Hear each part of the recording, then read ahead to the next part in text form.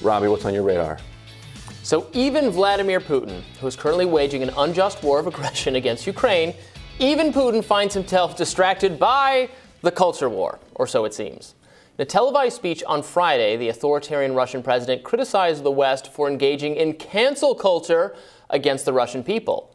They are trying to cancel our country, he said. I'm talking about the progressive discrimination of everything to do with Russia. This trend that's unfolding in a number of Western states with the full neglect and sometimes encouragement of Western cultures. They are now engaging in cancel culture, even removing Tchaikovsky, which is something I talked about in a radar last week. Putin also criticized the West's treatment of Harry Potter author J.K. Rowling, whose high-profile disputes with transgender activists have earned her condemnation for many liberals, progressives, media figures, and so on.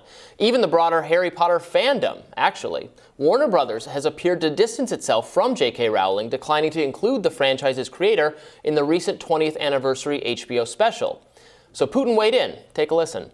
They cancelled Joan Rowling recently, the children's author. Her books are published all over the world, even just because she didn't satisfy the demands of gender rights.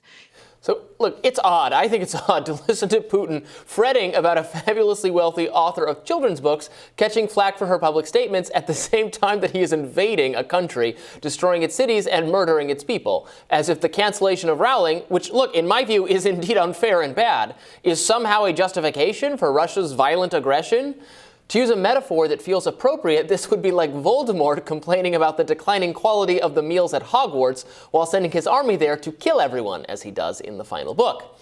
Indeed, in some sense, the ultimate canceller is Putin himself. He silences his critics not merely with the kind of informal social stigmatization typically implied by the term cancel culture, but by actively imprisoning and killing them. This irony is not lost on J.K. Rowling, by the way, who clearly wants nothing to do with Putin's hypocritical appeal to her. Quote, critiques of Western cancel culture are possibly not best made by those currently slaughtering civilians for the crime of resistance or who jail and poison their critics, she wrote on Twitter. As for the broader embargo of Russian culture now taking place in the West following Putin's invasion, it's perfectly reasonable to point out that canceling Tchaikovsky concerts is foolish and borderline xenophobic. It is xenophobic. In fact, I criticized it, as I said, in a previous radar. The West's quarrel is with Putin, not with the people of Russia, not with their music, not with their literature, not with their history. We gain nothing by demonizing all Russians. If anything, we give intellectual ammunition to Putin when he invades against the West in his speeches.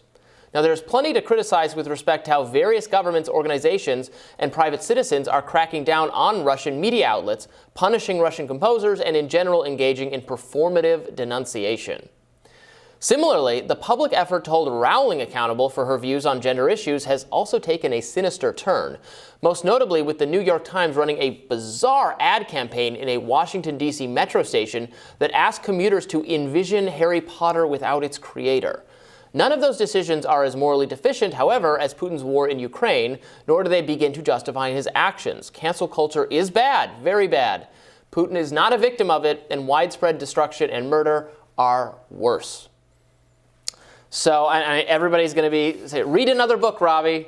I'm like one of those annoying millennials who is, in fact, obsessed with Harry Potter and loves Harry Potter and wants to make everything about Harry Potter. But I did not start this. Vladimir Putin made this all about Harry Potter, which was pretty darkly funny, I thought.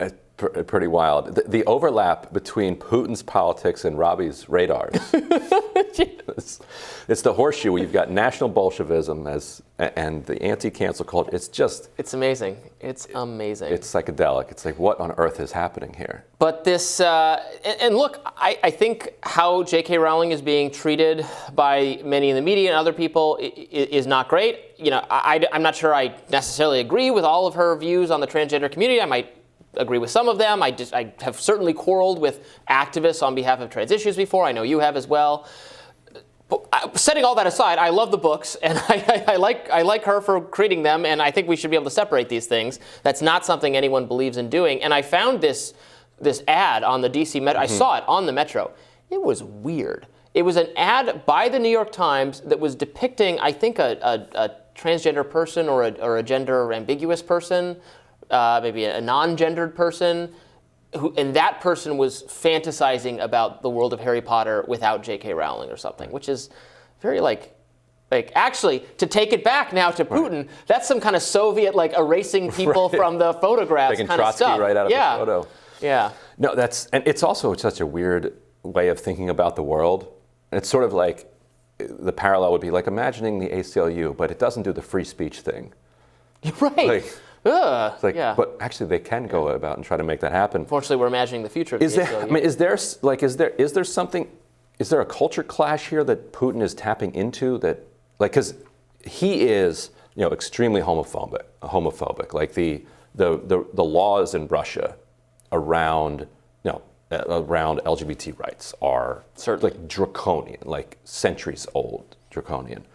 And so, it's not as if Putin is somebody who was like, I was okay with marriage equality and I was okay, Right. but now that it's gone into He's not like a principled left teen gun. sports or whatever. Right. Like that's not where he's like drawing his line. He's like a vicious bigot who is going to launch a war over this.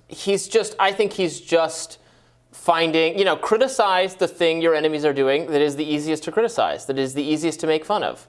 And this is one of the easiest things to make fun of about the West, is that we're Children's book frequently author, bogged down. Tchaikovsky. Yeah, it is dumb, and it annoys people. In our country. It's something we talk about a lot because it really does animate people. The cancel culture. People who are for it, people who are against it, people who pretend it doesn't exist.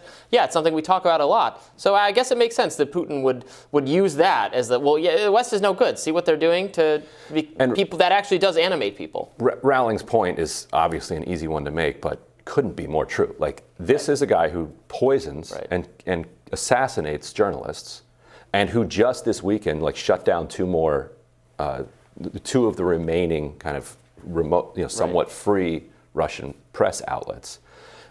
And that this is the guy that's going to whine about cancel culture is just a perfect kind of metaphor for our entire cancel culture debate. That nobody's on. It's just not on the up and up. We do have a cancel culture problem. I am concerned about its implications for a culture of free speech, but it is not as bad as actual authoritarian countries where people are jailed for expressing dissenting ideas, as they are in Russia, as they are in China, as they are in all sorts of other places. In fact, I would even oppose giving him a platform to make those views. There you go.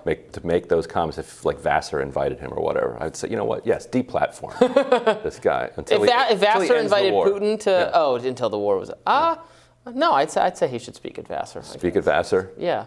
Oh boy. I've been to Vassar actually. I attended a conference there, and Vassar to make everything about Harry Potter, is a campus that feels like Hogwarts. Feels like Hogwarts. It really does.